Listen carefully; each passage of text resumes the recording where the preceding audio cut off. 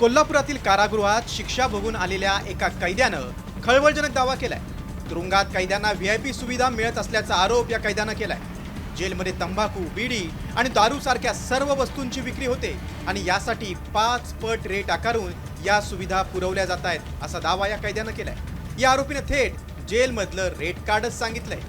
जेलमध्ये रेट सर्वसाधारण जर चिकन खायचं झाले तर 88 रुपये किलो कांदा आणि तंबाखुडी खायची इच्छा झाली तर 500 रुपयाला एक। अजून खायच्या वस्तू म्हटलं तर फरसाना 50 रुपयाला अर्धा किलो बाहेर असेल तर आत 150-110 रुपये असा असतो। चिरमुरं 100 रुपये अर्धा किलो आणि बाकीच्या सगळ्या गोष्टी डबल रेटमध्ये मिळतात। दारू तिथं 25,000 रुपयाला बाटली असते। खरंच तुरुंगात अशा प्रकारच्या व्हीआयपी सुविधा आरोपींना मिळत आहेत का याची चौकशी वरिष्ठ प्रशासनानं करण्याची गरज आहे।